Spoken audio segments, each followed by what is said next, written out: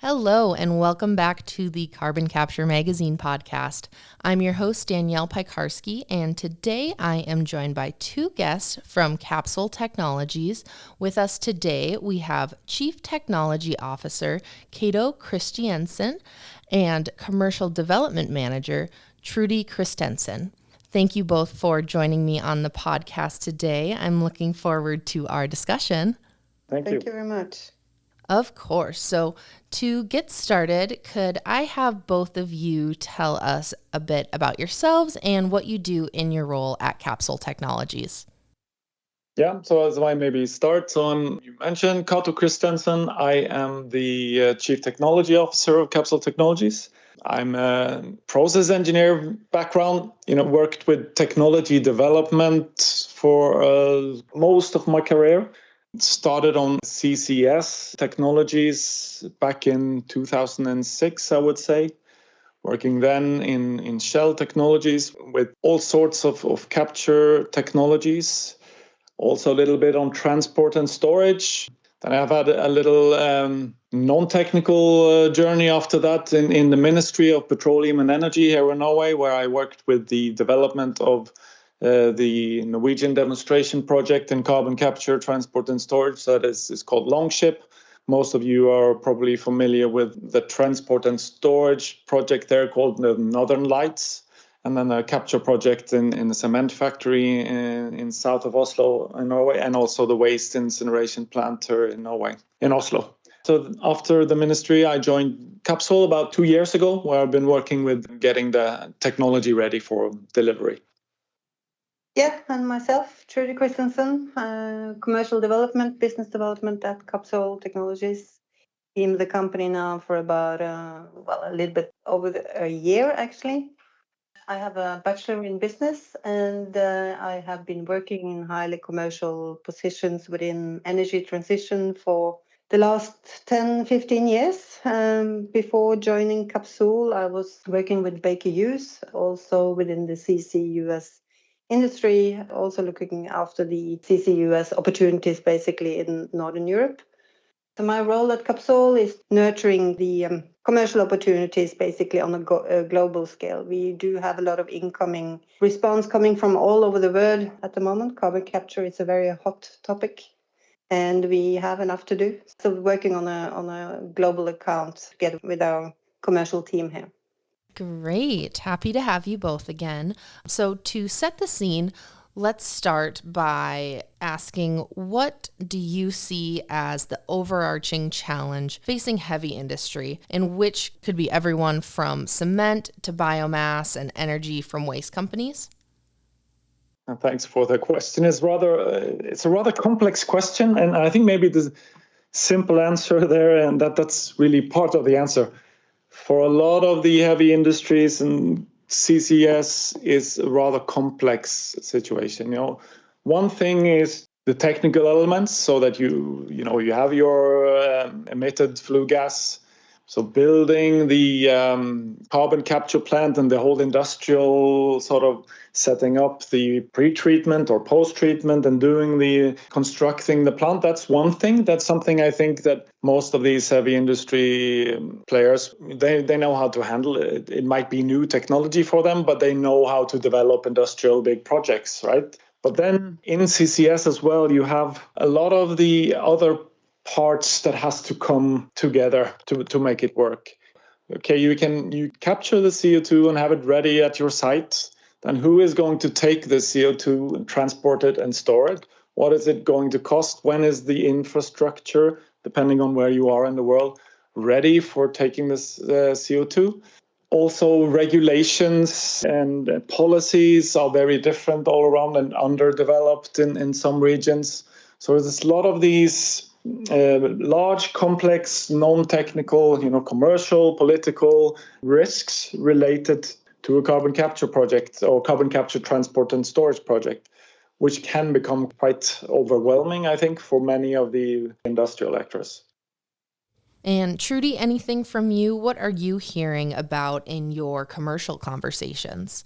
The challenge, as I see it, for the heavy industries is that it's the need to transition to a more sustainable and environmental friendly practice while actually maintaining profitability and the operational efficiency. And this includes actually many elements, such as the heavy industries are the major contributors to CO2 polluting. And by reducing these emissions, it's crucial to combating climate change. But it also often requires major changes in their processes and the technologies.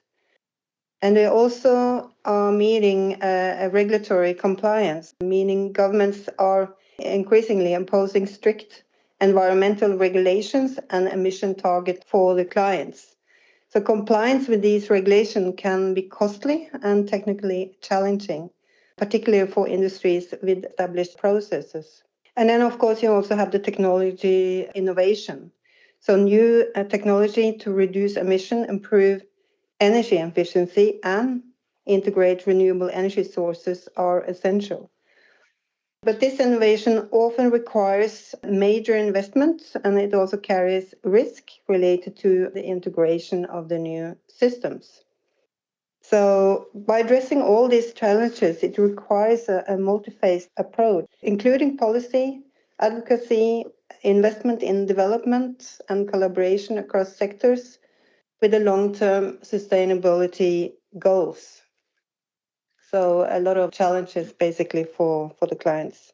If I'm to add something also probably more sort of into the core of what we're doing, as we are a technology provider, a technology licenser, mainly on the capture technologies, right? And then if you look at the capture technologies available, the most mature capture technologies available for the heavy industry today, it was most of them were matured and developed in the previous phase of CCS, which had very much a focus on capturing CO2 from power production, right? So you can hear it even from the names that are used on various technologies. We often talk about pre-combustion or post-combustion or oxy-combustion. It's very much related to combustion of some kind of fossil fuels. And these technologies are then specifically designed to work well with a fossil power plant. Power plants that produce power and a lot of heat. So you'll find that a lot of the mature technologies will require a lot of heat to work. And for some industries, that might be fine. And for waste to energy and biomass combined heat and power plant, which is basically power plants, they have a lot of heat, it might work.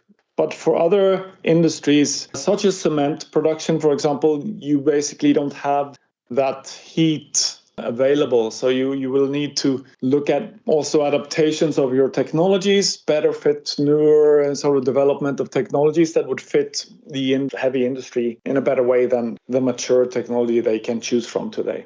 That is, of course, something we try to work with. I also see another challenge, basically, and that's stakeholder expectations and the public perception.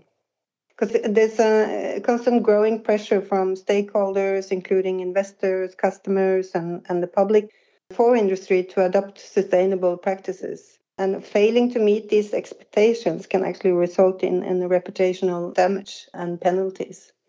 This is also a major challenge or concern these companies are facing. Mm-hmm. So challenges are certainly at the front of the mind, but we also have net zero targets and all these different solutions available to help us get there. What else are you hearing from customers and prospects about the barriers of adoption for carbon capture solutions specifically? Customers are expressing several concerns when it comes to the barriers of carbon capture solutions. I mean, just to mention a few of them, of course, high cost. It's one of the top of the list usually when it comes to CapEx and OpEx cost. The initial investment required to install carbon capture technology is substantial.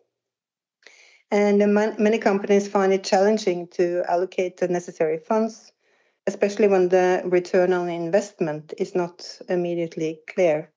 And also when it comes to the ongoing operational cost of running a carbon capture system can also be very high. This includes maintenance, energy consumption, and the cost associated with the transportation and storage part of the scope as well.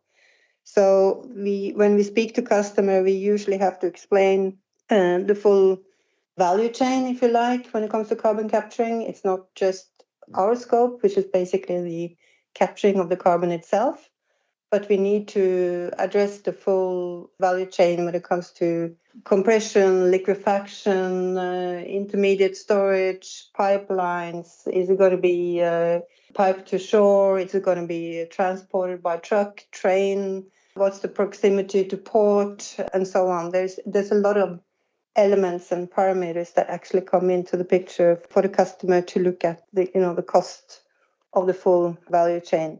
And then, of course, we have the regulatory and the policy uncertainty.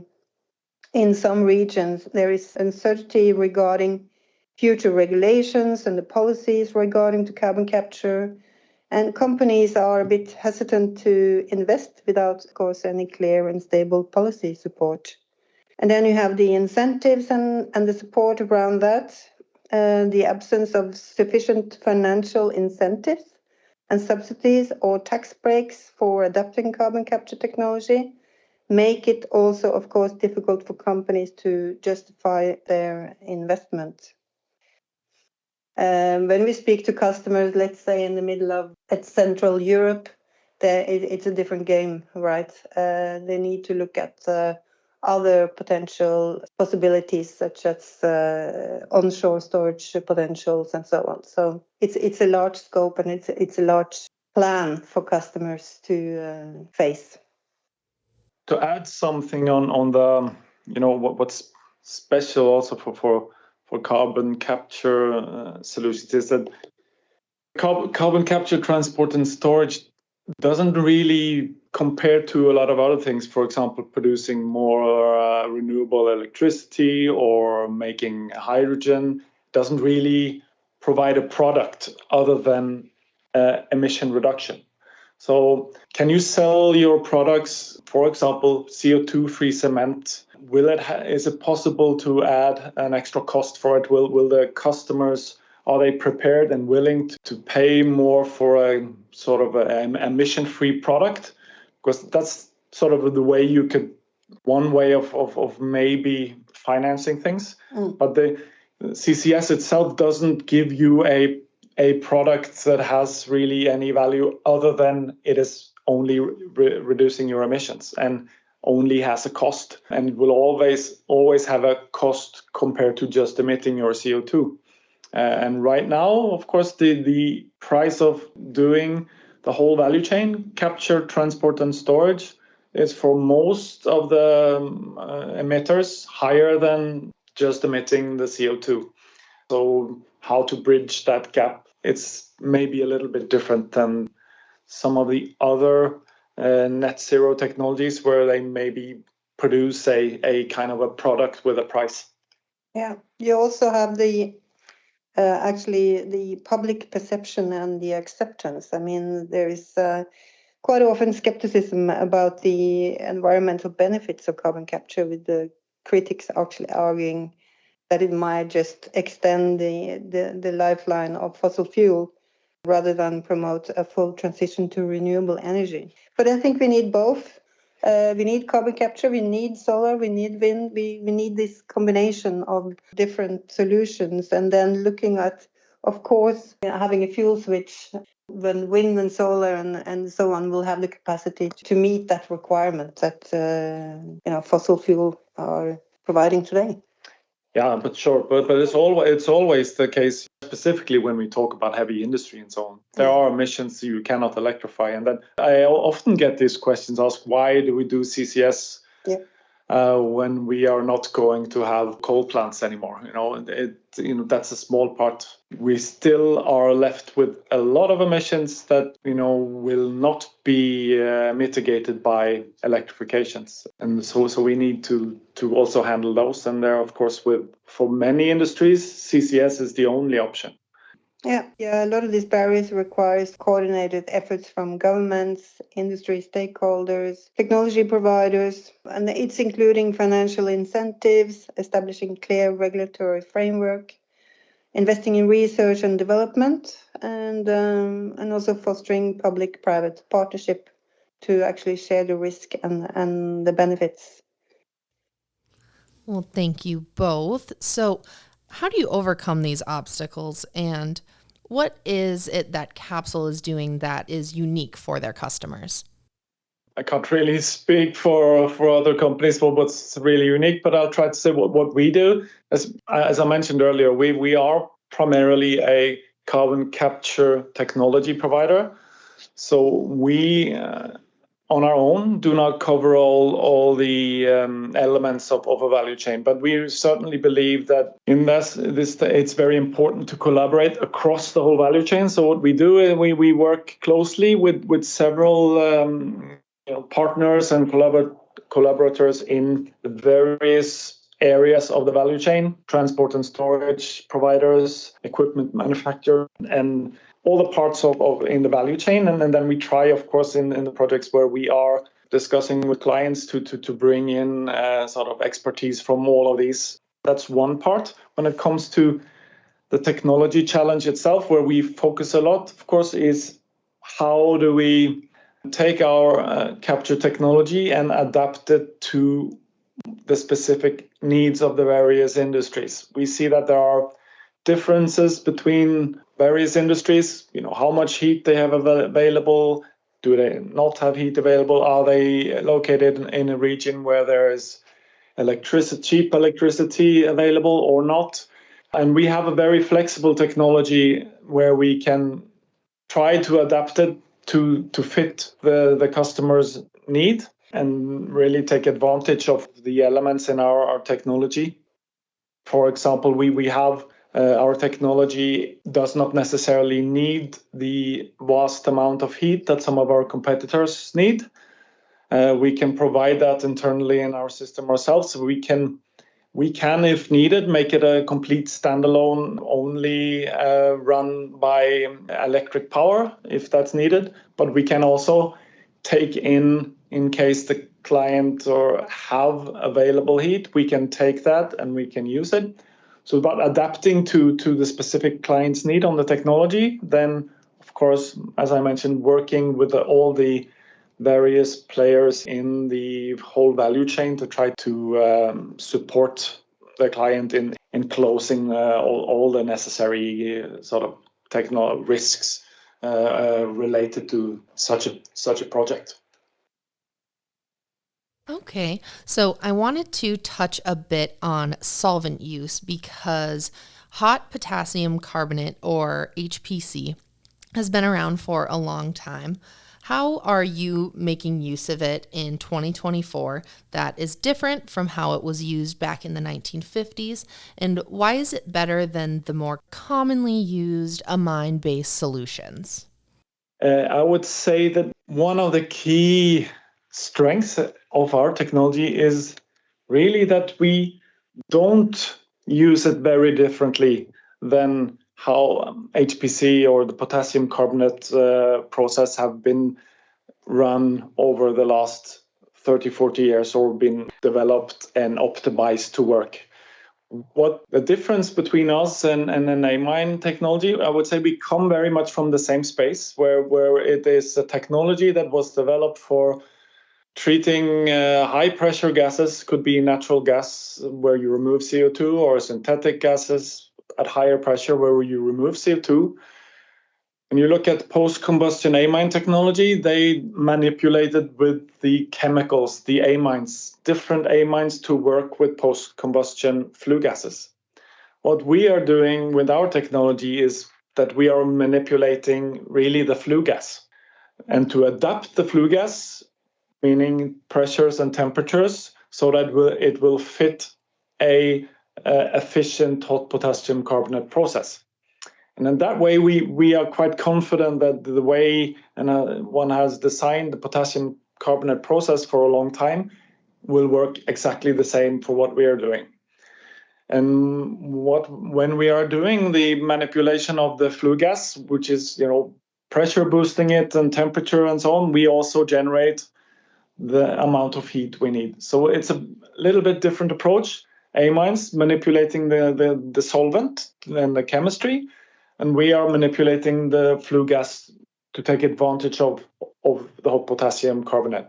And one of the reasons why we want to work with hot potassium carbonate and not on amines, we have made that choice, is there are some benefits, other benefits using that solvent. For example, it doesn't degrade with oxygen. All flue gases, or almost all flue gases that we work with, have quite a lot of oxygen. Amines tend to degrade with oxygen. Potassium carbonate doesn't. Temperatures, potassium carbonate can handle high temperatures without degrading. Amines would typically degrade.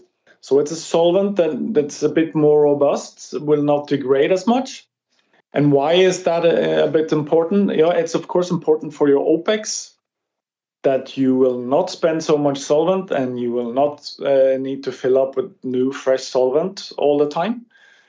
But there's also another thing, when you start moving your CO2 removal to flue gases. You see, we treat enormous amount of flue gases, and the CO2 typically is a small part of it. The rest of the flue gas, the treated flue gas, where you remove the CO2, is vented out into the air. So it's thousands and thousands of kilos of flue gas that goes into the air. If you have degradation products from amine solvents that are toxic, you can have some toxic and harmful degradation products.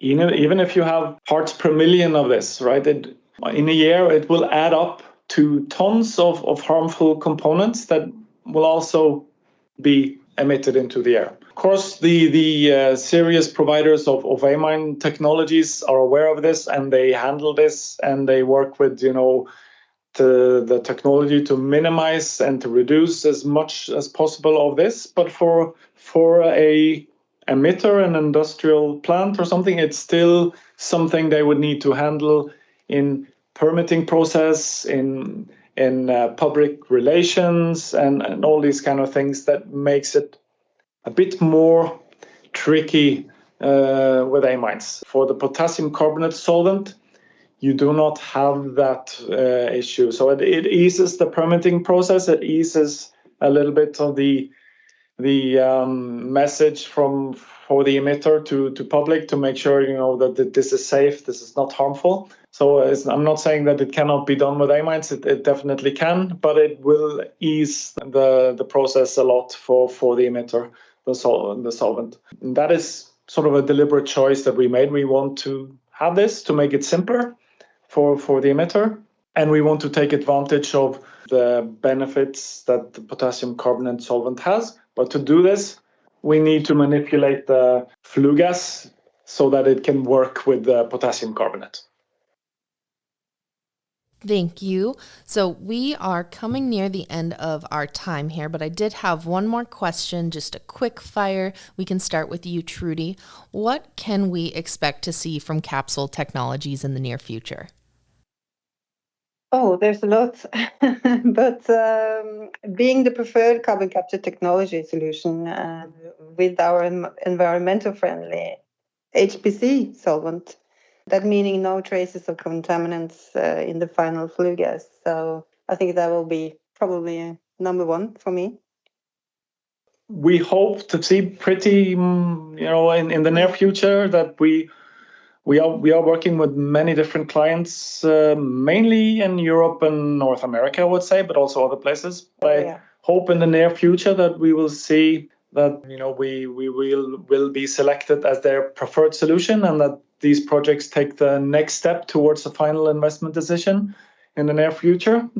We have this demonstration program where we demonstrate our technology with 3 demonstration units. Yeah. We very much hope to be on stream relatively soon on a cement plant to test to sort of test and improve our technology on cement plants. So, we have been testing on waste to energy streams and biomass streams, but now we're also going to test on cement streams. So that's also a very speed to market program that we can actually demonstrate on the site itself, on the flue gas. So helping the emitter to accelerate their final investment decision, basically. So that's also a very powerful tool.